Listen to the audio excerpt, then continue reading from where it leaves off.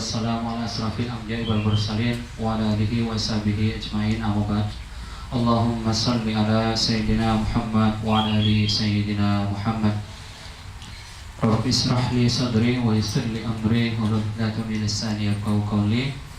Alhamdulillah, Bapak, rekan para undangan dan para tokoh sekalian, alhamdulillah pada siang hari ini kita masih bisa berkumpul bersama dalam rangka memenuhi undangan dari rekan-rekan Majelis Cinta Al-Quran cabang Lubuk Linggau yang insyaallah pada sore hari ini hingga menjelang waktu buka nanti diadakan acara Thalaqah Ulama Cendekiawan Muslim Kota Lubuk Linggau dengan tema mewujudkan takwa individu dan masyarakat dan negara.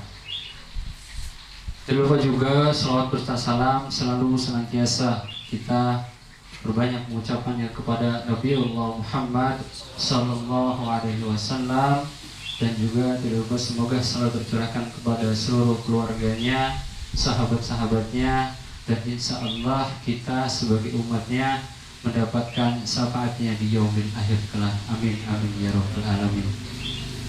Agar menambah barokah acara kita pada sore hari ini, mari kita buka dulu acara kita dengan bacaan lafaz al-basmalah. Bismillahirrahmanirrahim. Menuju acara yang kedua yaitu membaca ayat suci Al-Quran, yang mana nanti akan dibacakan oleh saudara kita, saudara Sa'ban, Akhina Sa'ban. Kepada Akhina Sa'ban, waktu dan tempat kami persilakan. Bismillahirrahmanirrahim.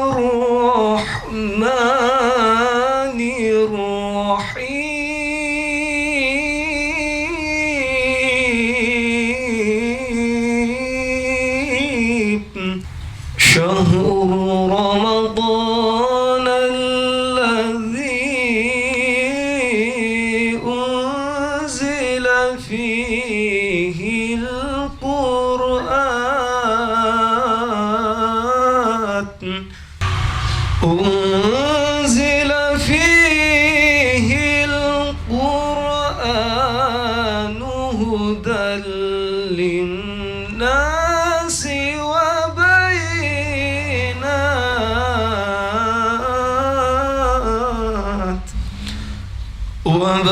وبينات من الهدى والفرقان فمن شهد منكم الشهر فليصم ومن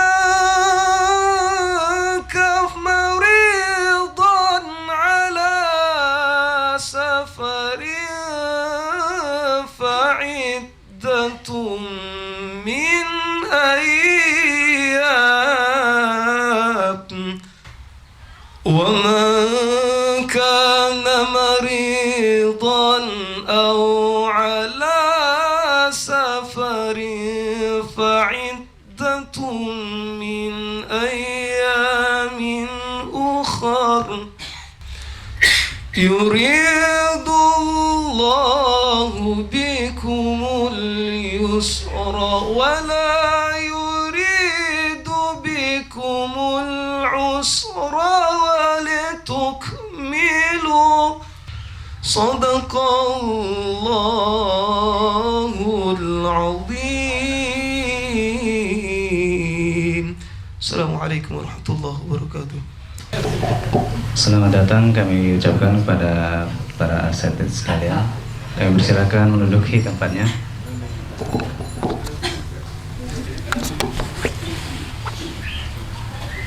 Bismillahirrahmanirrahim. Assalamualaikum warahmatullahi wabarakatuh. Alhamdulillahilladzi arsala rasulahu bil huda wa dinil haqq liyudhhirahu 'ala dini kulli walau karihal musyrikun. Asyhadu an la ilaha illallah wa asyhadu anna sayyidina Muhammadan abduhu wa rasuluh. Allahumma shalli ala sayyidina Muhammadin wa ala ali sayyidina Muhammad, amma ba'd. Yang sama-sama kita hormati, yang terhormat Abah Kiai Haji Syekhul Hadi, yang juga sama-sama kita hormati yang terhormat Ustadz Lukman Syah, pimpinan Pondok Pesantren Darul Hidayah Madani. Juga Ustadz kita pengasuh Majelis Cinta Quran Lubulingga, Ustadz Sony Sanjaya, dan juga para asatiz dan para ulama sekalian yang berkesempatan hadir pada sore hari ini, yang tidak bisa saya sebutkan satu persatu. Terima kasih telah berkenan hadir dalam acara ini, dalam acara Silah Ukhuwah Multaka Ulama dan Cendekiawan Muslim Kota Lubuk Linggau yang digagas oleh teman-teman panitia Majelis Cinta Quran Lubuk Linggau. Pada hari ini mengangkat tema mewujudkan takwa individu, masyarakat, dan negara. Salam dan salam semoga selalu tercurahkan ke Habibana Muhammad Sallallahu Alaihi Wasallam. Semoga tercurah kepada keluarga beliau, para sahabatnya, dan mudah-mudahan kita semua umatnya nanti bisa bersama Rasulullah di surganya. Amin ya rabbal alamin. Para alim, para tokoh yang kami hormati, adapun diadakannya acara ini yang pertama adalah untuk menjalin silah ukhuwah antar ulama, tokoh, dan cendekiawan Muslim serta umat Islam yang ada di Kota Lubuk Linggau. Dan kebetulan kita berada di bulan yang insya Allah bulan mulia yang dinaungi oleh Allah kemuliaan, dan ini tentunya mudah-mudahan mendapat keberkahan dari Allah bersilaturahim di bulan mulia, sambil kemudian kita bersilah ukhuwah juga membahas yang terjadi pada saat ini, yang kemudian solusi apa yang dibutuhkan dalam Islam. Dan ketika kita bersama ulama, tentunya insya Allah solusi Islam yang kita inginkan nantinya agar kemudian Indonesia ini menjadi negara yang dirahmati Allah SWT. Kemudian nanti ada tausiah nasihat dari para guru-guru kita. Mohon kesediaannya nanti untuk menyampaikan nasihatnya kepada kami, kepada teman-teman, agar kita semua kemudian masih berada dalam jalan dakwah ini, dan mohon doanya dari para asatiz sekalian agar kita semua tetap sikoh dan istiqomah dalam perjuangan.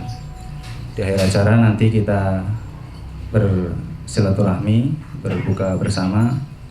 Ini adalah hasil dari kerjasama dari teman-teman Majelis Cinta Quran. Mudah-mudahan bisa menjadi amal soleh untuk rekan-rekan panitia, dan mudah-mudahan juga nanti bisa dinikmati hidangan bukanya nanti oleh semua ulama yang hadir di sini. Kami mengucapkan terima kasih yang tak terhingga kepada para asatiz, para ulama sekalian yang sudah hadir memenuhi undangan kita, dan mohon maaf yang sebesar-besarnya apabila mungkin dalam penempatan, dalam sambutan kami kurang berkenan. Kami Majelis Cinta Quran mohon maaf yang sebesar-besarnya. Dan kemudian terima kasih juga kepada Bapak Sutarmin yang telah menyediakan tempat ini, aula ini, untuk kita adakan acara buka bersama ini. Mudah-mudahan Bapak Tarmin dan keluarga besar selalu mendapatkan keberkahan dari Allah SWT. Amin ya rabbal alamin. Mungkin itu yang dapat saya sampaikan mewakili dari Ketua Panitia acara. Kurang dan lebih saya mohon maaf pada Allah SWT. Mohon ampun. Saya akhiri, wassalamualaikum warahmatullahi wabarakatuh.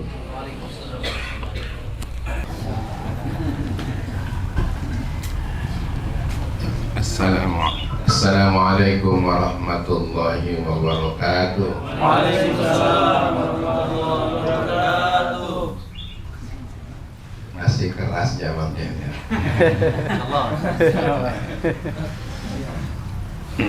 Hamda wa syukran lillah, salatu wa salam ala rasulillah wa wala wa ba'da. Al-Mukarramun, para alim ulama yang dicinta dan mulia, hadir di tengah kita Ustadz Fikri dari pesantren Uswatun Hasanah, Ustadz Sony Sanjaya, dan beliau ini datang dari jauh ini, dari tetangga provinsi. baik karib kami Ustaz Lukman dari Tanjung Priok. Simpang Priok Jakarta. Ada Ustaz Rudi, Ustaz Rajani. Ustaz Rajani bukan ya? Iya. Kayaknya makin muda atau makin sudah muda gitu. Yang lainnya tadi yang baca Quran, yang baca Quran bulan Sya'ban. Iya, udah lewat. Kita sekarang ada di bulan Ramadan. luar biasa. Istimewa karib kami, kerabat kami, Bapak Haji Starman, Starmin, maaf ya.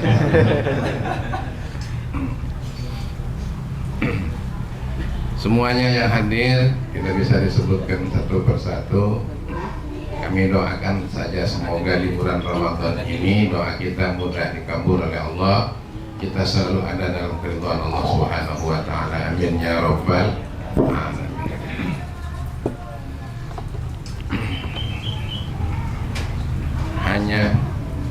Hanya dengan izin Allah. Moga-moga juga dengan rahmatnya. Karena ada yang diizini Allah belum tentu dengan rahmatnya. Jadi pemimpin misalnya banyak bohongnya. Jadi pemimpinnya itu izin Allah. Tapi rahmat Allah itu tidak bohongnya itu. Oh, banyak itu ya. Ya, banyak ya. Kita dikumpulkan oleh Allah di tempat yang mulia dalam rangka yang mulia pula ini. Saya nggak mengira kalau di sini ada tempat senyaman ini, apalagi ada ikan itu ya. Nanti habis Lebaran kami tinggal bawa kecapnya, Pak.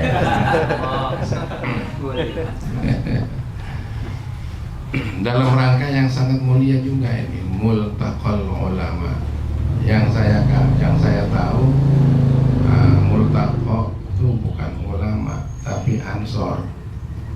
Ketua Ansor di Kota Lubuk Linggau namanya Multaqa.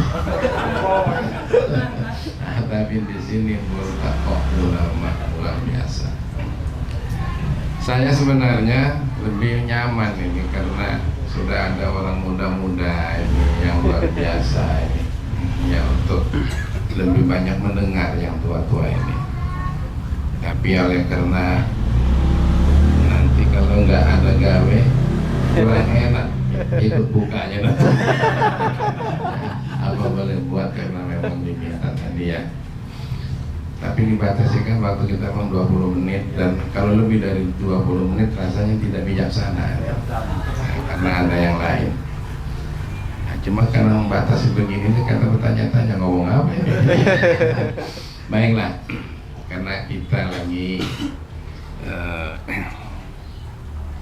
masyair, lagi punya perasaan di Ramadan dengan bulan Ramadan, maka kita bicara sajalah di bulan Ramadan ini.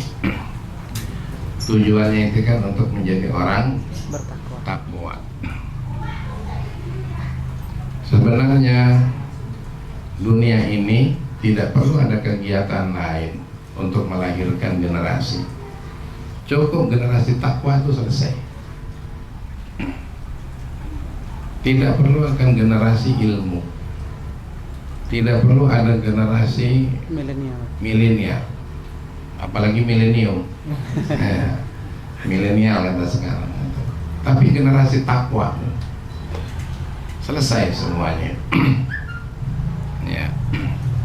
Ulaika ala hudam mir rabbihim wa ulaika humul muflihun. Kalau dia bertakwa, hidupnya, matinya, geraknya, pemikirannya di atas jalan Allah Subhanahu wa taala, di atas petunjuk Allah. Itu. Wa ulaika humul muflihun, dijamin oleh Allah orang-orang itu pasti hidupnya sukses dunia akhirat. Itu takwa itu. Nah, jadi sebenarnya setiap individu, setiap keluarga, setiap masyarakat kalau pengen sukses, kunci utamanya antarkan menjadi orang yang bertakwa. Negara ini juga begitu. Lau anna ahlal qura amanu wattaqau lafatahna alaihim barakatim minas sama'i wal ardh.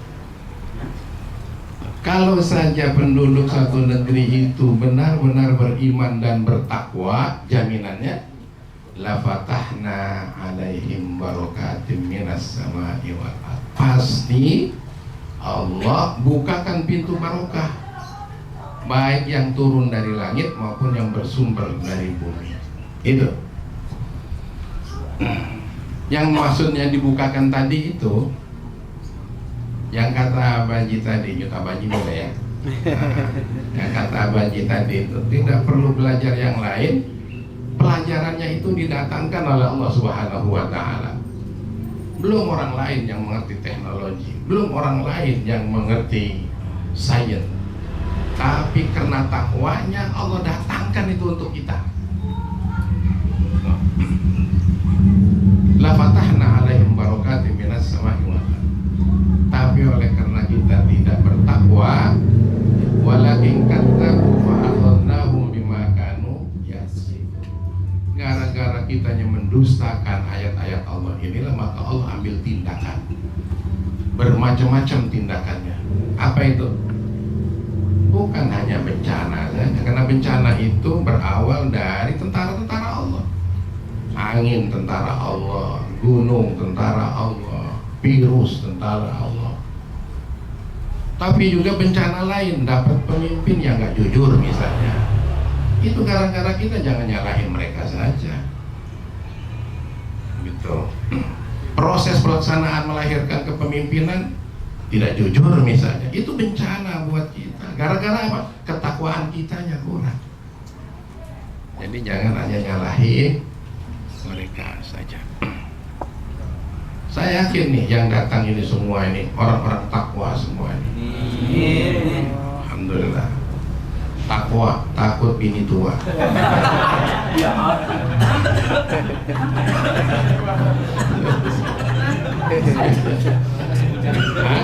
Yang bujangin saya? Nah. Tapi kalau Abaji bukan takwa, tawakal. Takut juga sama bini tua, cuma banyak akal.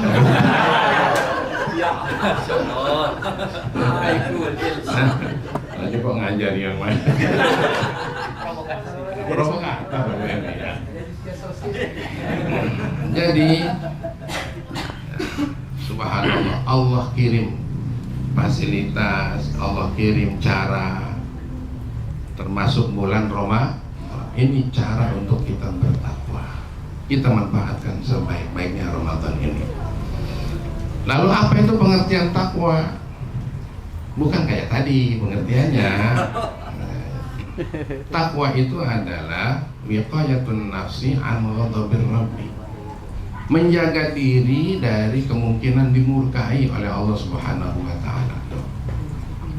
Maka bagi kami konsep untuk menegakkan apa ini? Ketakwaan bagi bangsa dan negara dan kemakmuran enggak sulit sebenarnya kalau mau nurut aturan Allah. Ada dua langkah saja itu.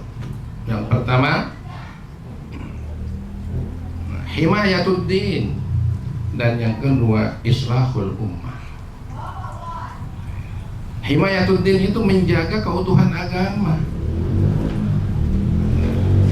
Menjaga keutuhan agama nggak selesai dengan namanya partai, nggak selesai. Menjaga keutuhan agama nggak selesai dengan universitas, nggak selesai. Dengan pesantren juga nggak selesai. Makin banyak pesantren, agama makin tertindas sekarang ini. Di mana ulama yang sekarang ini nyembur? Kalau kita mau bertanya, betul nggak tuh kira-kira? Di mana profesor, doktor yang makin hari makin tinggi pendidikannya? Ada yang S2, S3, S segala. Tapi agama kita makin melorot. Di mana itu? Karena karena kehilangan kuncinya kita tidak mau berjihad, itu masalah. Dan kita takut dengan jihad itu. Diomongkan jihad saja udah kelempeng-kelempengan. Padahal diperintahkan infiru khifafan wa thiqalan wajahidu fi sabilillah bi amwalikum wa anfusikum. Zalikum khairul lakum in kuntum ta'lamun. Mendirikan pesantren bagus, tapi tidak lebih bagus kalau tidak berjihad. Mendirikan universitas, ya sekarang Abaji juga lagi mendirikan itu. Nah, insya Allah tinggal sedikit lagi hampir selesai. Bagus. Abaji dirikan cabang Mazra'illah di Mataram, bagus. Tapi itu juga semua tidak menyelesaikan masalah kalau jihad sudah nggak ada. Ini yang mudah-mudahan ini mesti jihad. Jadi kuncinya untuk bisa ini yang pertama himayatuddin, jaga keutuhan agama. Keutuhan agama, menjaga keutuhan agama itu apa? Lewat partai bisa, tapi bukan partai sebagai tujuan. Lewat pesantren bisa. Lewat tegaknya kekuatan politik yang bisa membela Islam, membela agama, itu juga himayatuddin. Kalau ini didahulukan, insya Allah akan bagus dalam kehidupan berbangsa dan bernegara. Baru yang keduanya, nah sudah 18 menit. Terus ya? Terus. Enak aja nyuruh terus. Yang kedua namanya islahul ummah. Agama dijaga, rakyat dipelihara untuk maslahat. Rakyat maslahat itu nggak sulit ngurusnya, yang penting ada 6 saja, 6 yang harus dibuat. Yang pertama apa? Makan. Selesaikan makannya rakyat ini secara halal. Kalau makanan rakyat ini halal, pikirannya gampang untuk dididik masalah agama. Dan makan itu dapat kalau memang yang dicari itu halal. Tapi kata orang kan, jangankan cari yang halal katanya. Cari minyak goreng aja susah kan? Solar juga susah. Nah, iya, solar juga susah. Sehingga harusnya kerjasama yang baik. Ada juga kerjasama. Ibunya ngantri minyak goreng, bapaknya ngantri solar. Kok terjadi di negeri yang kaya seperti ini? Kenapa? Ketakwaan tidak tegak. Yang kedua, untuk tegaknya masalah itu, kemaslahatan itu, sandang. Tadi pangan, sandang. Dan untuk sandang ini nggak ada kesulitan. Sekarang malah murah-murah jualan sandang itu. Akan lebih murah lagi dan akan terbagi dengan gratis sandang itu kalau memang benar-benar takwa. Soal pangan, sandang, baru papan, rumah, tempat tinggal. Rakyat itu nggak banyak yang ditutup, cuma bisa makan, bisa terpelihara keluarganya di satu tempat tinggal, lalu sandang ada. Ini konsentrasi ke sini nih, selesai. Daripada konsentrasi dengan yang lain-lain. Nah, misalnya konsentrasi apa itu? Pengen dapat nomor 1 sebagai pemain sepak bola dunia. Itu nggak pernah tercapai, tapi duitnya habis, ngabisnya untuk kebutuhan sandang. Jadi mesti ada hal-hal yang strategis. Ini 3. Baru yang ketiganya, yang keempatnya. Apa yang keempatnya? Rakyat ini butuh keamanan, tegakkan hukum. Nah, sekarang ini polisi makin banyak, tentara makin banyak, tapi kriminal makin banyak. Narkoba kok nggak selesai-selesai. Ini apa? Ya ini karena ketidaktakwaan saja. Sementara kami dengar kalau saja mau diselesaikan secara baik untuk kemaslahatan umat, yang namanya narkoba, yang namanya apalagi itu korupsi, bagi ahli teori diludai aja selesai sebenarnya itu, asal dengan menegakkan ketakwa, hukum yang takwa, begitu. Baru kemudian yang kelimanya kesehatan. Kesehatan itu nggak terlalu sulit juga, nggak terlalu sulit kalau diajari lewat takwa. Ya. Yang halal katakan halal, yang haram katakan haram. Ini penyakit macam-macam timbul ini oleh karena ekses daripada kemaksiatan. Orang berzina timbul penyakit lain. Orang yang makan asal makan timbul bibit-bibit penyakit yang akhirnya menular penyakitnya. Baru yang terakhir, pendidikan. Pendidikan yang paling utama adalah pendidikan keimanan dan ketakwaan lagi. Jangan pendidikan keterampilan yang paling diutamakan. Keterampilan diutamakan, matematika diutamakan, itu keterampilan. Belajarnya mati-matian, sudah belajar mati beneran. Apalagi yang diutamakan, olahraga, bahasa Inggris, bahasa. Tapi kalau ketakwaan yang diutamakan, pendidikannya selesailah semua. Rasulullah Shallallahu Alaihi Wasallam muridnya paling banyak di antara pesantren-pesantren sejak dulu sampai sekarang. Berapa murid Rasulullah? Beliau wafat 114.000. Hanya 300 saja yang munafik. Di bawah pimpinan Abdullah bin Ubay bin Salul, yang kemudian menjadi kekacauan sekarang itu dari 300 itu. Tapi seluruhnya itu adalah menjadi orang yang melahirkan segala macam hikmah dalam kehidupan dunia ini dengan konsep ketakwaan. Kurikulum Rasulullah itu menyentuh kepada 3 unsur. Yang pertama, makanannya halal. Yang kedua, otaknya terisi dengan berbagai macam ilmu yang tidak menyimpang dari Islam. Hatinya diterapkan dengan iman dan takwa. Kalau ini konsep hidup, tercapai ini. Takwa individu, takwa masyarakat, takwa negara. Ulaika ala hudam mir rabbi wa ulaika humul muflihun. Ini saja dari kami, mudah-mudahan bermanfaat. Kalau ada kurangnya kami maafkan ya. Billahil hidayah wa taufiq wal hinayah. Wallahul muwaffiq ila aqwamit thariq. Pendek. Ila aqwamit thariq. Supaya benar juga, jangan menunjukkan orang NU baca itu salah ya. Wallahul muwaffiq ila panjang aqwamit thariq. Wassalamualaikum warahmatullahi wabarakatuh. Waalaikumsalam. Waalaikumsalam warahmatullahi wabarakatuh. Bagaimana panitia? Sip. Bismillah, tes. Suaranya normal nih? Itu barangkali baterai baru. Baterai baru nih ya? Bismillah. Bismillahirrahmanirrahim. Assalamualaikum warahmatullahi wabarakatuh. Waalaikumsalam warahmatullahi wabarakatuh. Alhamdulillahirabbil alamin. Assalatu wassalamu ala asyrafil anbiya'i wal mursalin wa ala alihi wa sahbihi ajmain. Yang kami hormati guru kita Ustaz Saiful Hadi Ma'afi selaku pimpinan pesantren Mazhar-Ilah dan Arisalah. Yang kami hormati Ustaz Lukman Shah selaku pimpinan pesantren DHM.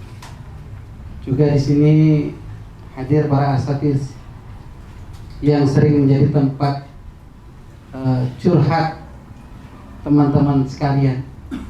Ada Ustaz Abu Hasim, ada Ustaz Razali, ada Ustaz Fikri, dan insyaallah sebanyak Ustaz yang lain yang hadir di sini. Ini seringkali menjadi tempat kawan-kawan untuk meminta nasihat. Oleh karena itu, kepada para asatiz sekalian, kalau ada teman-teman kami yang bersilaturahmi, bersilaturahmi ke rumah Ustaz sekalian, itu semata-mata ingin meminta nasihat. Karena anak-anak yang masih muda ini sangat butuh sekali siraman kekuatan, siraman semangat dari guru-guru kami dari Kota Lubuk Linggau ini. Maka seringkali kami mengagendakan setiap bulan untuk bersilaturahmi. Hanya kadang-kadang waktunya yang kadang-kadang pas silaturahmi ingin ke sana, yang dikunjungi sedang tidak ada di tempat. Tapi kami sangat ingin berkunjung kepada Bapak sekalian. Yang kedua, di bulan Ramadan ini kita tidak pernah berhenti untuk selalu berselawat kepada Rasulullah SAW, yang kita berharap kemudian di akhir kelak Allah mencatat kita sebagai pengikutnya Nabi Muhammad Sallallahu Alaihi Wasallam. Mestinya saya itu yang ketiga. Saya tadi sudah senang itu 20 menit. Nanti Abah Haji 20 menit, lewat dikit 25. Nanti Pak Lukman lewat dikit 30. Jadi saya tinggal 7 menit. Saya itu diminta jadi salah satu pembicara itu mikir di rumah apakah pas gitu. Di samping saya ada seorang kiai, sampingnya lagi juga ada seorang kiai, sementara saya belum pada level itu.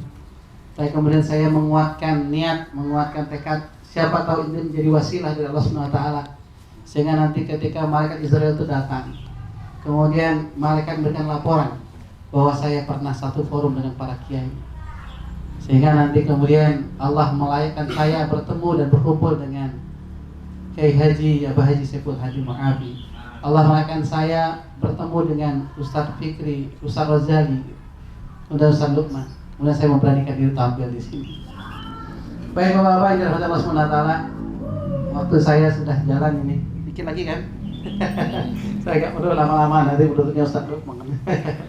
Baik, tema yang diangkat oleh panitia adalah takwa secara pribadi, masyarakat, dan bernegara.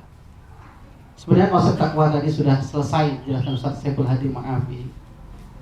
Saya kemudian tidak meluruskan, tapi kemudian coba melihat pada sisi-sisi yang lain. Lalu seperti sama Ustaz Saiful Hadi Mu'afi tadi, kemudian apa yang kita lakukan? Karena memang amanah Ramadan ini adalah la'allakum tattaqun, agar kalian menjadi orang yang bertakwa. Maka ketakwaan inilah yang harus kemudian kita suarakan terus-menerus di tengah umat dalam semua lini kehidupan, baik dalam kehidupan pribadi, kemudian keluarga, maupun dalam kehidupan berbangsa dan bernegara. Secara pribadi, personal, kalau seseorang itu takwa, seperti kata Abah Haji, selesai sebenarnya perkara. Kalau pribadinya takwa, karena kalau pribadinya takwa, maka dia menjadikan standar perbuatan dia adalah hukum syarak, halal dan haram, bukan manfaat. Maka dia akan terhindar dari segala hal maksiat. Bapak, kalau aku ini kan tinggalnya di Barat Curug, meskipun mertua di Majapahit. Jadi namanya kehidupan yang kata orang itu cak-cak air zaman itu, saya sudah biasa melihat, biasa. Yang katanya narkoba, yang katanya begal, yang katanya tino nakal gitu. Itu udah luar biasa. Melihat langsung kondisi yang ada. Kalau kita ditanya oleh umat, lalu solusinya apa agar menyelamatkan anak-anak kita dari kondisi yang rusak itu? Tidak ada lain, adalah dengan menanamkan ketakwaan. Takut dia kepada Allah Subhanahu wa taala dengan cara taat kepada semua yang Allah perintahkan dan meninggalkan semua yang Allah larang, maka selesai. Maka orang yang bertakwa secara pribadi tidak akan kena narkoba, karena dia tahu itu adalah sesuatu yang dilarang oleh Allah Subhanahu wa taala. Tidak akan dia terlibat dalam perjudian misalnya, meskipun judinya mau offline maupun online, tidak terlibat. Kenapa? Karena dia adalah pribadi yang takwa. Maka membentuk pribadi yang takwa itu adalah tugas kita bersama, karena itu adalah solusi agar menyelamatkan pribadi secara personal dari segala bentuk kemaksiatan. Lalu kalau masyarakat yang bertakwa, bagaimana cara masyarakat? Juga tidak ada cara lain. Seperti kata Ustaz, seperti kata Abah Haji tadi, dengan cara takwa kepada Allah Subhanahu wa taala. Tadi yang Abah sampaikan, kalaulah sekiranya penduduk di sebuah negeri itu beriman bertakwa kepada Allah Subhanahu wa taala, la fatana alaihim barakatin minas sama'i wal ardh, maka Allah akan memberikan keberkahan dari langit dan dari bumi. Syaratnya apa? Syaratnya adalah bertakwa kepada Allah Subhanahu wa taala. Maka masyarakat yang barokah itu adalah terwujud kalau ketakwaan itu ada di tengah-tengah umat. Gitu.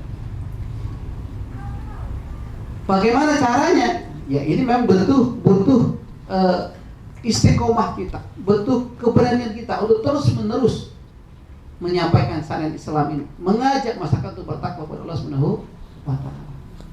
Nah, yang ketiga, ini kata Abah Haji tadi, memang agar negeri ini menjadi negeri yang barokah memang harus ada himayat din, gitu. Adanya penjagaan kepada agama. Agar agama ini terjaga, bagaimana caranya? Butuh kekuatan. Tidak selesai hanya dengan sebuah university, tidak selesai hanya dengan sebuah pesantren, gitu. Tidak selesai dengan hanya dengan taklim, tapi kita butuh kekuatan. Kekuatan apa yang bisa menjaga agama ini?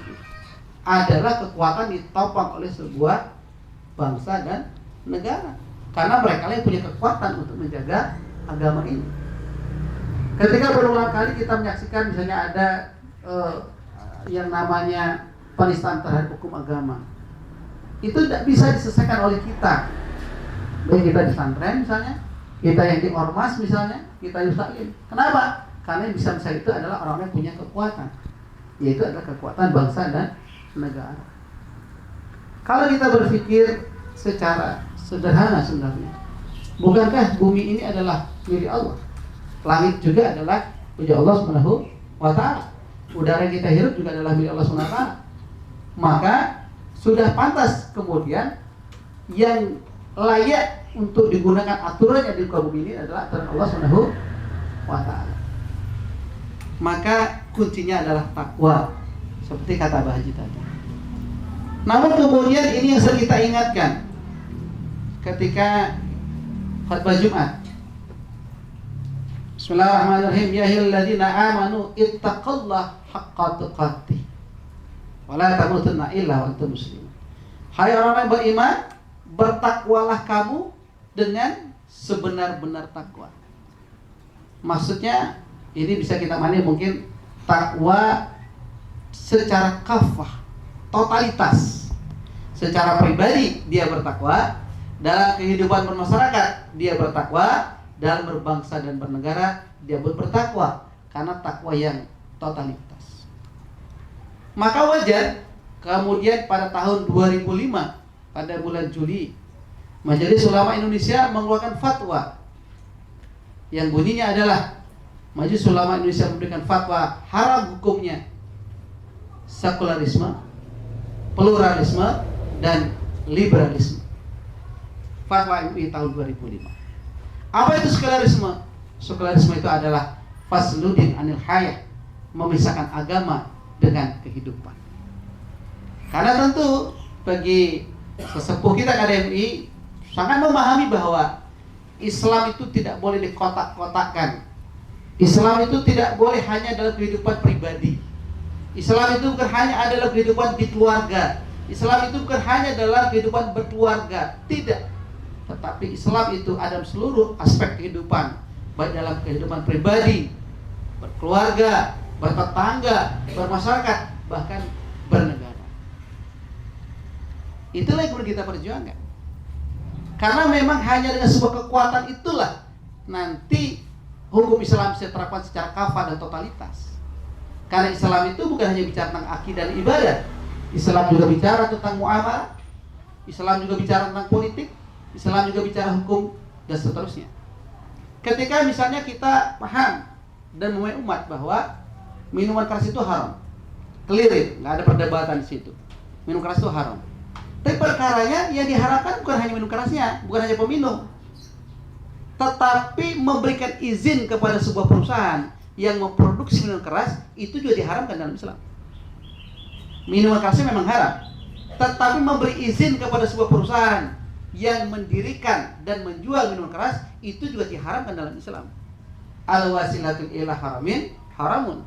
Segala sesuatu yang nyata-nyata mengatakan pada haram, hukumnya haram. Lalu muncul pertanyaan kita, institusi apa yang bisa melarang terbitnya izin supaya mendirikan pabrik minuman keras? Itu ada sebuah negara. Ormas tidak bisa, pesantren tidak bisa, masjid tidak bisa. Yang punya itu adalah negara.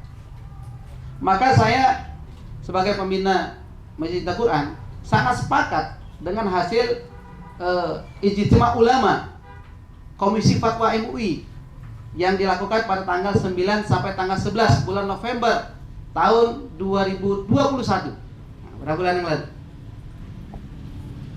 Yang dihadiri 700 orang. Apa hasilnya? Menghasilkan 7 hasil ijtima ulama. Tertuang dalam Fatwa Majelis Ulama nomor 7 garis miring Kongres Nasional 7 garis miring MUI garis miring 11 garis miring 2021. Apa bunyinya? Melahirkan 6 konsep karena mereka membahas tentang makna jihad dan khilafah. Melahirkan 1 rekomendasi di bawahnya. Apa rekomendasinya dari Komisi Fatwa MUI? Mereka merekomendasikan setelah mereka bersepakat dari tanggal 9 sampai 11 melahirkan sebuah keputusan merekomendasikan kepada masyarakat dan bangsa Indonesia untuk tidak memberikan stigma yang negatif kepada kata jihad dan khilafah karena 2 kata itu adalah bagian pada syariat Islam. Dan acara itu ditutup oleh Menteri Agama Gus Yakut. Clear sudah. Tadi kalau Abah Haji bilang salah satu penyebab kenapa kita lemah kita mendengar kata jihad, saya menambahkan kekuatan yang kedua kita punya adalah khilafah. Karena ketakwaan totalitas dalam bernegara itu, lalu kita akan ditanya oleh umat, oke Ustaz, kalau gitu Ustaz, konsep apa yang Ustaz tawarkan kepada kami? Maka kami menawarkan konsep seperti yang Rasulullah ajarkan, seperti yang oleh para sahabat. Makanya Ramadan ini enak kita dengarnya. Ketika Bilal itu membaca di antara salah-salah sholat tarawih, Al-Khalifatu Rasulullah sallallahu alaihi wasallam, Amirul Mukminin Sayyidina Abu Bakar As-Siddiq radhiyallahu anhu. Disebutkan kata khalifah. Kenapa disebut kata khalifah? Karena sistem yang mereka bawa adalah sistem kekhilafahan, maka pemimpinnya disebut dengan khalifah. Dan seperti kata MUI tadi dalam hasil ijtihadnya, karena khilafah adalah bagian besar Islam, maka tidak boleh ada orang siapapun yang memberikan stigma negatif kepada kata khilafah dan jihad. Nah, kalau ditanya, dikira-kira kayaknya ya, kata saya ini jarang-jarang ketemu Abah Haji, jadi kalau ketemu semangat. Ketemunya di Facebook terus ini. Saya kalau di Facebook mentok diskusinya, saya langsung nanya beliau, tolong Abah, tolong saya di masih ketemu di Facebook sama Abah Haji ini. Gitu. Jadi kemudian teman-teman sekalian yang dapat Allah SWT, memang kita butuh waktu dan proses, butuh perjuangan. Kalau kita ingat dulu era tahun 80-an, itu kerudung itu atau istilahnya sekarang itu jilbab itu dilarang tahun 80-an. Bahkan siswi-siswi SMA itu nggak boleh loh pakai kerudung, apalagi misalnya polwan nggak boleh. Kalaupun ada yang ngotot juga pakai kerudung, itu kalau mau bikin pas foto harus dilepas dengan alasan nampak kupingnya. Tapi seiring dengan dakwah terus disampaikan, terus didakwahkan, terus istiqomah kita mendakwakannya, apa yang terjadi? Sekarang keundangan pun orang pakai jilbab. Kalau di Jawa dulu orang keundangan pakai kemben, sekarang rata-rata orang sudah pakai jilbab keundangan. Apakah ada orang malu sekarang kalau pakai jilbab keundangan? Tidak, justru dia merasa bangga. Itu hasil dari apa? Hasil dari kerjasama semua pihak, terutama ulama yang terus konsisten mendakwakan bahwa jilbab itu adalah wajib. Sama halnya dengan penerapan syariat Islam itu, ketakwaan tadi, pribadi, masyarakat, dan bernegara. Ketika para ulama ini terus konsisten, terus bersikukuh, terus berjuang, berani menyampaikan kebenaran, maka bukan tidak mungkin suatu saat nanti masyarakat sudah terbiasa dengan kata itu, jihad dan khilafah. Bahkan mereka ingin mencari tahu apa itu jihad, apa itu khilafah. Bahkan ketika umat sudah sadar dan paham, seperti kemarin, beberapa bulan lalu kita dikagetkan, ada 2 orang anggota DPR menyampaikan, kami mengusulkan, bagaimana kalau Indonesia ini kita coba diterapkan sistem khilafah. Siapa dia? Ulama bukan, ustadz bukan, kiai bukan. Kalau dia ngomong khilafah, itu menandakan memang kata ini sudah sering mereka dengar. Hanya mereka ingin tahu. Bahkan Rocky Gerung yang dia non-muslim, itu pun mengusulkan agar negara Islam diterapkan. Karena menurut dia dengan diterapkan negara Islam, itu menyebabkan kita hidupnya lebih adil dan aman dan barokah. Oleh karena itu, pada kesempatan sore hari ini, saya mengingatkan diri saya juga kepada adik-adik, terutama ini teman-teman dari Masjid Al-Quran. Kemudian juga mohon petunjuk dari para ulama asatidz yang ada di Lubuk Linggau. Kami mohon dukungan dan semangat agar kemudian cita-cita kita bersama agar Islam sudah diterapkan dalam kehidupan kita yang nyata, pribadi, berbangsa, bermasyarakat betul-betul terwujud, sehingga kemudian hukum Islam itu bukan hanya kemudian menjadi buah bibir, bukan hanya menjadi mimpi, betul-betul nyata di tengah kehidupan kita. Karena kalau bukan dengan syariat Islam, dengan apa lagi negeri ini layak diatur? Kalau bukan dengan hukum Allah, lalu siapa lagi berhak mengatur bumi dan seisinya? Sudah cukuplah penderitaan umat. Kita akhiri saja penderitaan ini dengan cara kita terapkan syariat Islam secara kafah. Kali itulah bagian dari takwa kita kepada Allah Subhanahu wa taala. Terima kasih. Mohon maaf atas segala kesalahan kekurangan. Mudah-mudahan pertemuan pada sore hari ini menjadi pertemuan yang barokah insyaallah Subhanahu wa taala. Saya akhiri. Assalamualaikum warahmatullahi wabarakatuh.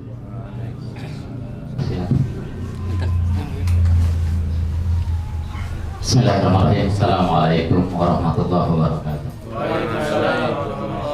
Alhamdulillah wassalatu Allahu akbar. La haula wala quwata illa billah. Para guru yang dimuliakan oleh Allah, mudah-mudahan terus diberi kekuatan oleh Allah Subhanahu wa taala. Diberkahkan usianya, diberkahkan ilmunya, dipanjangkan rezekinya, dan senantiasa menjadi contoh dan teladan buat kami yang masih muda-muda. Amin ya rabbal alamin. Baik para guru dan ayah yang dimuliakan oleh Allah, tidak bermaksud ingin bersifat muhibin,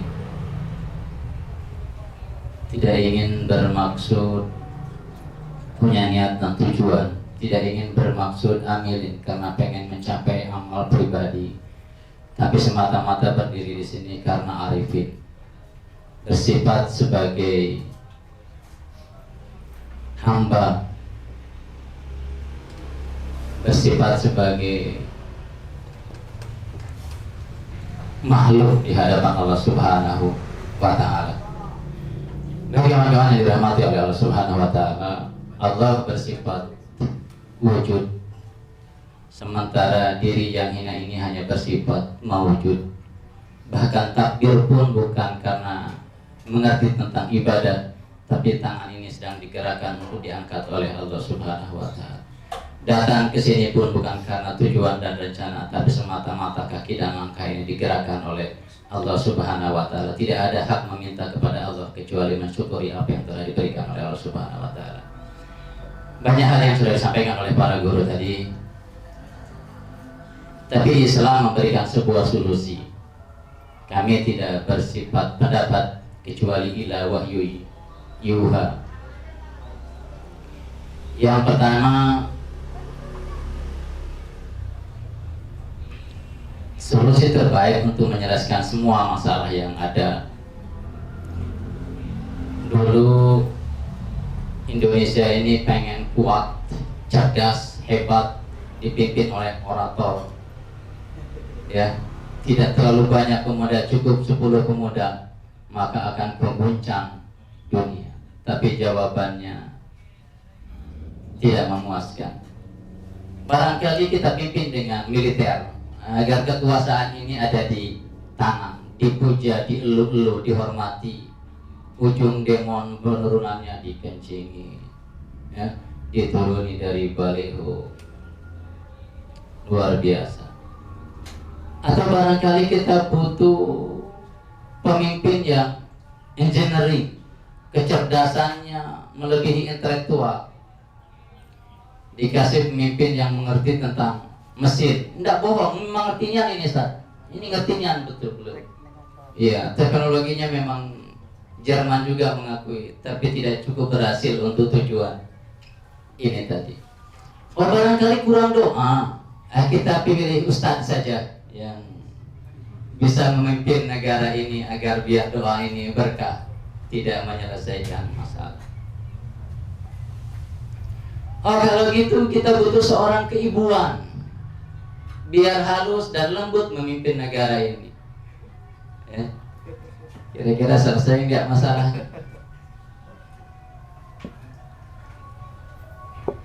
Tidak juga selesai masalah. Oh, kalau gitu kita butuh orang yang apa adanya, turun ke comberan, ya bersih-bersih got gitu kira-kira. bajunya, sepatunya yang harga kira-kira 60.000 lengkap lah gitu. Beda kalau bajunya Abu Hasim, taksirannya berapa harganya itu kan. Yang cocok jadi presiden tuh kayak beliau sebetulnya. Oh, kalau begitu harus didampingi oleh tokoh ulama yang karismatik. Menyelesaikan masalah kira-kira? Tidak. Kenapa? Karena meninggalkan konsep Allah. Rasul hanya dikasih waktu 23 tahun dari kenabiannya, selesai Makkah dan Madinah. Tuntas. Islam, non-Islam semua diakomodasi, semua dilayani. Maka dalam kesempatan ini, selamat datang Pak Haji Suhada. Tahu betul antum kalau nak buka baru datang. Orang takwa tahu. Orang takwa tahu beliau.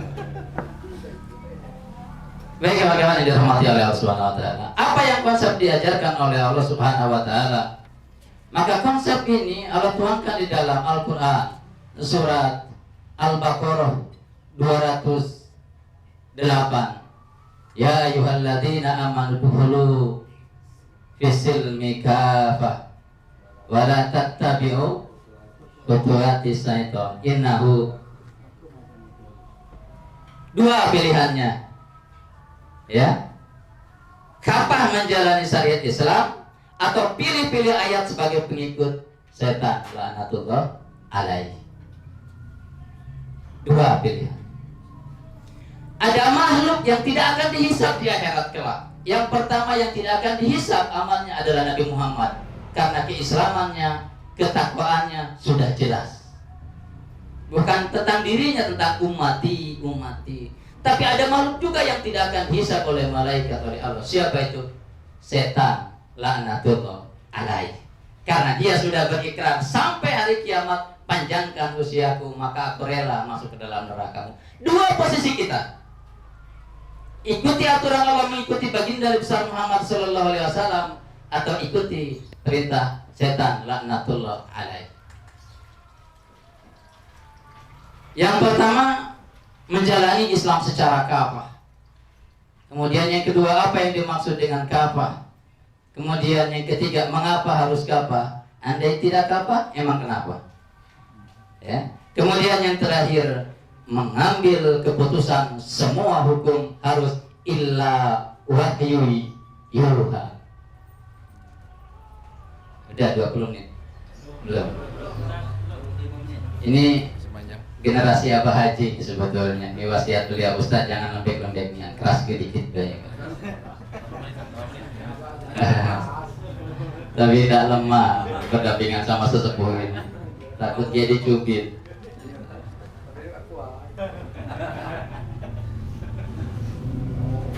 Yang pertama, mau tidak mau pilihan kita harus berhukum dengan syariat Allah. Bukan tentang menang, perhatikan, ya? Bukan tentang menang, karena kemenangan kita sudah menegakkan syariat, itu menang kita. Paham kira-kira? Menang kalah bukan urusan hamba, karena kalau mau hari ini dimenangkan, menang kita oleh Allah. Tapi Allah pengen melihat bukti cinta perjuangan kita, sebagaimana Nabi Ibrahim dimasukkan ke dalam api, datang Jibril mau menolong, apa kata dia? Aku tidak butuh pertolongan wahai Jibril. Apa yang dibutuhkan? Aku hanya membutuhkan pertolongan Allah.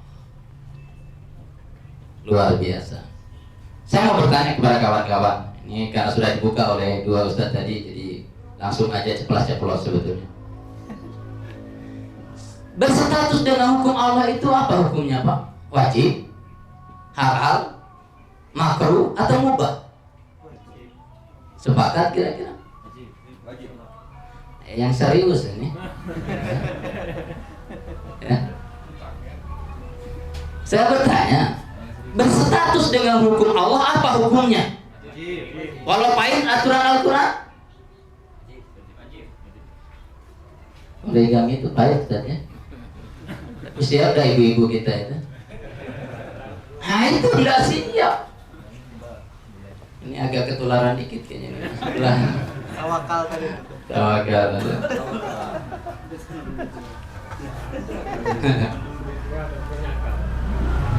Tuntunan syahadat, tuntunan 2 kalimat syahadat itu mewajibkan, mengharuskan kita berhukum kepada hukumnya Allah. Itu asyhadu, bukan kita bersaksi. Kapan kita bersaksi dan kepada siapa?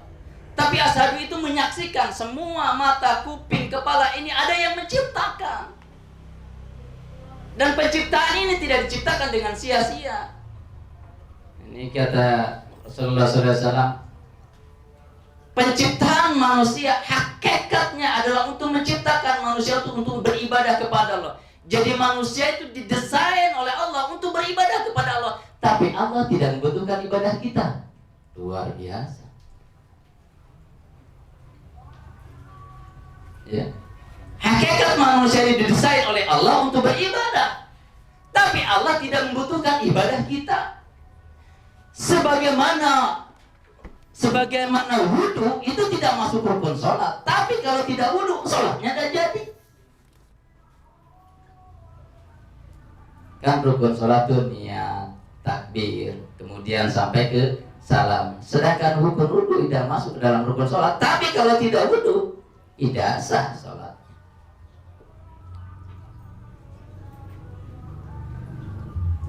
Wa asyhadu anna Muhammadar Rasulullah. Otomatis orang yang sudah bersahadat tapi tidak mau menegakkan hukum Allah, puasanya batal, salatnya batal, kemudian ibadah yang lain batal.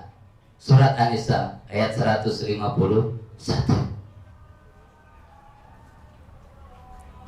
Menolak hukum Allah tidak harus 30 juz.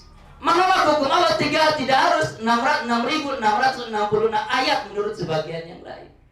Tidak perlu.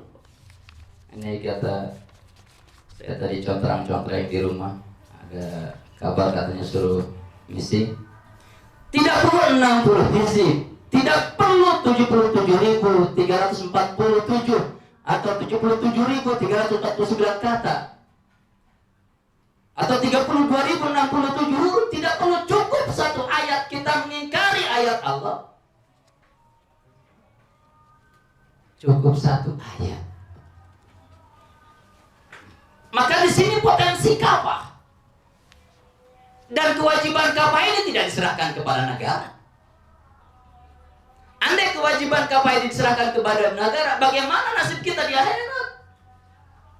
Kewajiban kafah ini diterapkan kepada diri sendiri. Kalau dia bersifat keluarga, kepada anak dan istri. Kalau dia bersifat masyarakat, baru bersifat kepada masyarakat.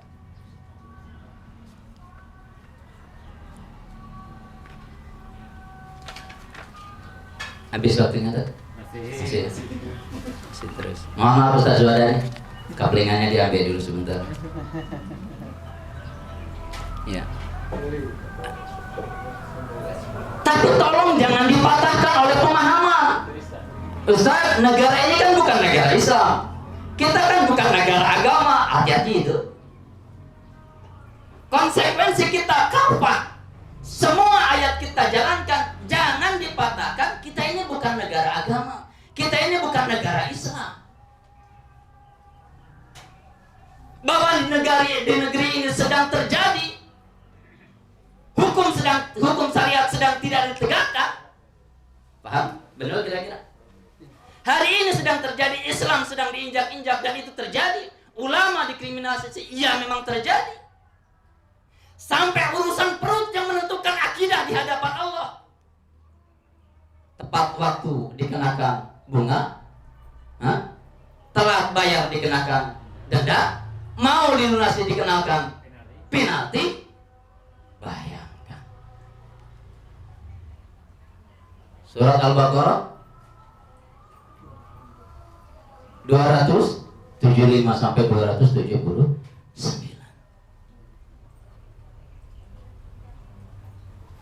Tapi bukan berarti ketika sistem ini tidak mendukung Islam, kemudian kita harus tidur.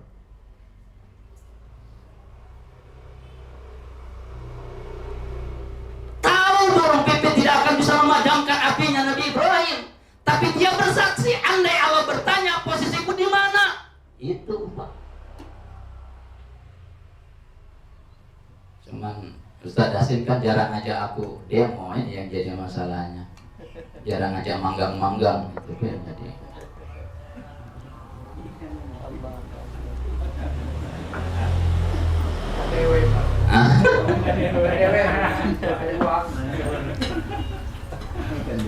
Ini real terjadi, negara kita Islam sedang tidak berkembang, agama sedang diinjak-injak, ibadah sedang dirusak. Real itu terjadi, kita terima. Sampai fundamental di dalam diri kita berupa harta itu pun diatur oleh sistem yang bukan Islam. Sistem setan. Sampai ke kampung-kampung Pak, sekarang kalau ngeriba dikelompokkan 6 orang baru boleh, apalagi yang pinjol itu. Allahu Akbar. Nyata Al-Quran menyatakan yang di dalamnya ada harta haram, hajinya tidak diterima, ibadahnya tidak diterima, sedekahnya tidak diterima, toh masih dilakukan. Inilah jawabannya kenapa bangsa dipimpin oleh orang sekali berhebat apapun tidak menyelesaikan masalah. Ini masalahnya. Lewat bimbingan Pak Haji, lewat bimbingan Pak Suhada, kami di pondok kami terapkan udhulu fisilmi kafah. Luar biasa. Ada yang buat judi se-Sumatera Selatan omsetnya 300 juta per hari. Sekarang dia jadi guru tahfiz, sudah 1 juz kemarin di wisuda. Allah membuktikan Pak. Allah membuktikan. Ada yang kasus 2,3 miliar. Sampai terbaru ada yang dapat potongan 1,8 M. Karena kita tidak yakin. Berbagai paham, berbagai golongan hanya paham terhadap keyakinannya, tapi tidak mau menjalankan ayat-ayat seluruhnya. Itulah kita tidak kafah. Pokok masalah yang disebutkan panitia di sini, karena kita tidak mencoba kafah secara Islam. Bahkan sebagian kita tahu wajib tidak mau melaksanakan, justru dia tahu haram tidak mau berhenti.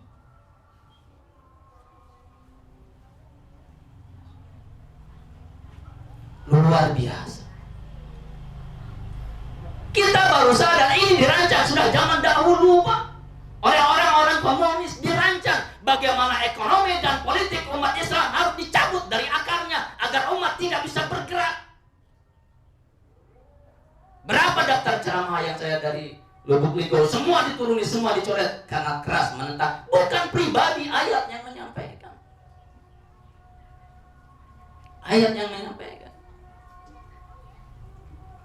Ya, habis. Terus antum.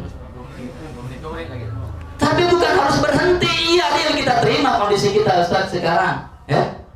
Mohon maaf, MUI lagi dilanda, label halalnya lagi di. Hah? Ini kami ikut simpati Ustaz.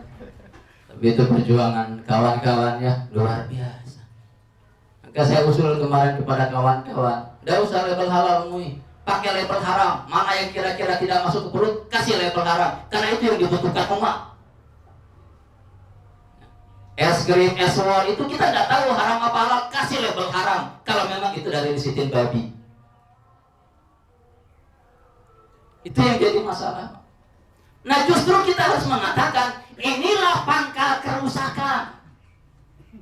Karena kita tidak kafah, inilah pangkal kerusakan kita pada hari ini Pak. Betul kata Pak Yai tadi, tidak usah menyalahkan yang lain. Karena pangkal kerusakan itu dimulai dari diri sendiri. Justru ketika agama ini sedang tidak naik di atas panggung, kita tidak usah menyalahkan orang lain. Inilah pangkal kerusakan karena di diri kita sendiri sebagai ulama Islam kita tidak kafah. Allah memperingatkan mujahid yang hanya dinilai pemberani masuk neraka. Yang baca qori hanya karena ingin dipuji, yang jadi ustaz hanya karena dipanggil oleh ustaznya. Belum ada orang-orang yang mampu menjadikan ibrah dan pelajaran, semua akan menjadi khianat di hadapan Allah Subhanahu wa taala. Apa yang terjadi, Pak? Kerusakan terjadi sekarang. Yang pertama, syariat Islam tidak tegak. Yang kedua, bangsa ini sedang dililit hutang. Dan itu diajarkan ke masyarakat. Sama Sementara Rasul, barang siapa yang ada berhutang tidak ada jaminan, malas Rasul menyolatkannya. Lewat 2 menitnya saja. Dasarnya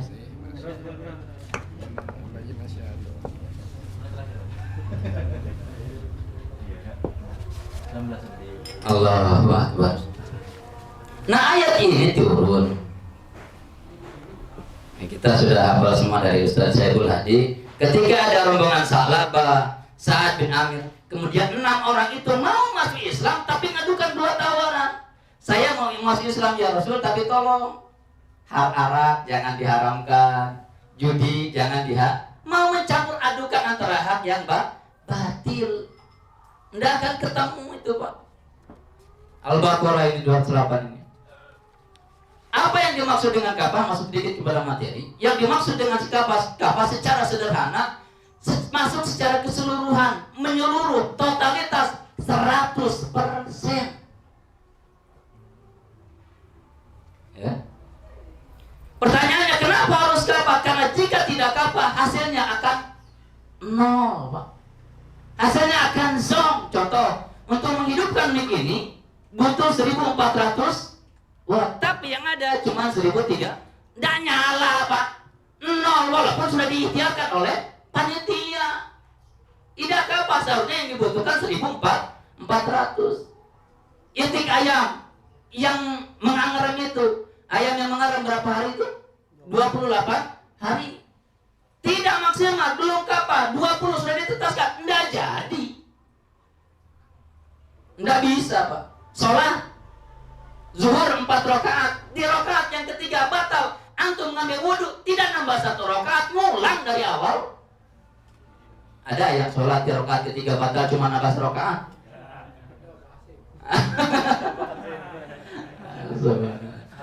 Fitnah itu utamanya.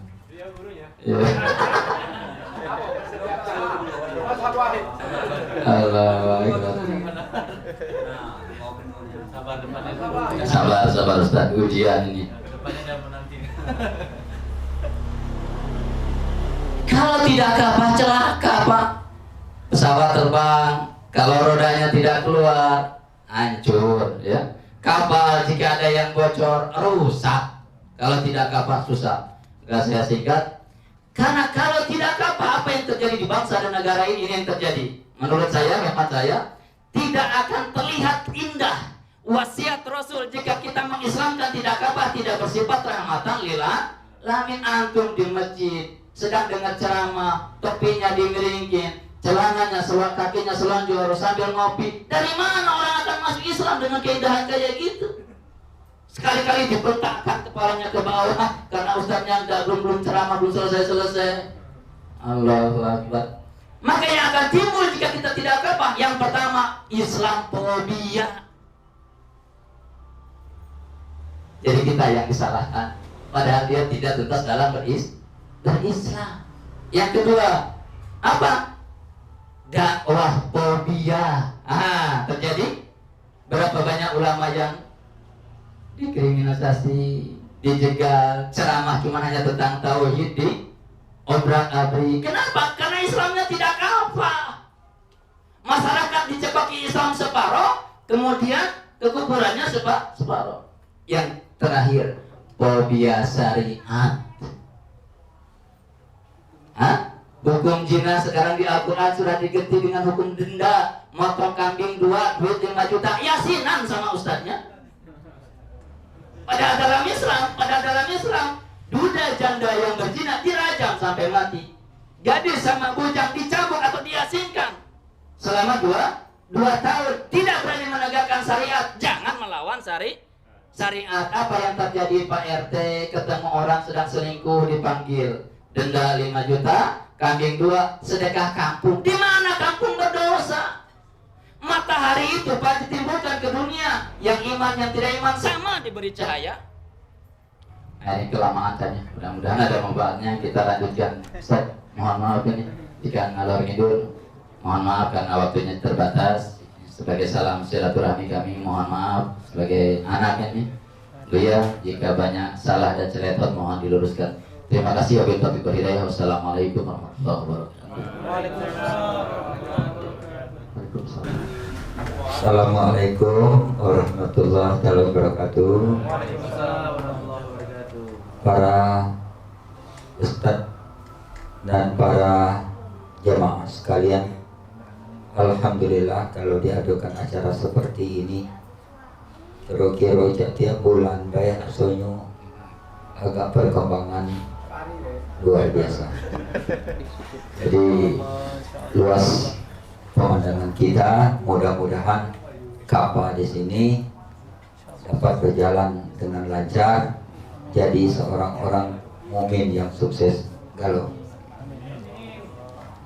Kita bermunajat kepada Allah, semoga doa-doa kita akan menghadapi berbuka ini diijabahkan oleh Allah.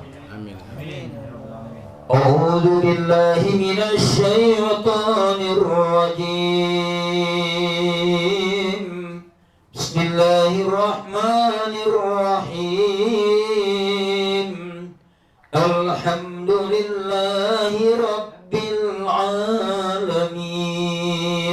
Wassalatu wassalamu ala asyrafil anbiya'i wal mursalin wa ala alihi wa ashabihi ajma'in. Hamdan syakirin, hamdan na'imin, hamdan yuwafi ni'amahu yukafi'u mazidah. Ya Rabbana lakal hamdu kama yanbaghi li jalali wajhikal karimi wa 'azimi sultanik. Allahumma ighfir lana dhunubana wa liwalidayna warhamhuma kama rabbayana shighara wa li jami'il mu'minina wal mu'minat wal muslimina wal muslimat al ahya'i minhum wal amwat innaka sami'un qaribun mujibud da'wat wa ya qadiyal hajat ya Allah wa ya qadiyal hajat ya Rahman wa ya qadiyal hajat ya Rahim. Ya Allah, payungkanlah semua kami dengan payung rahmat-Mu dan ridha-Mu ya Allah. Ya Allah, payungkanlah semua umat Islam yang ada di permukaan bumi ini ya Allah. Berikan kemudahan pada semua kami ya Allah untuk menjalankan ibadah puasa ini. Semoga menjadi orang-orang yang sukses dunia dan akhirat kami ya Allah. Ya Allah ya Rahman, ya Allah ya Rahim. Payungkanlah bangsa Indonesia ini dengan payung rahmat-Mu dan ridha-Mu ya Allah. Berikan ya Allah teguran kepada orang-orang yang membencikan Islam ini ya Allah. Semoga ya Allah umat-umat Islam di permukaan bumi ini berikan keselamatan ya Allah.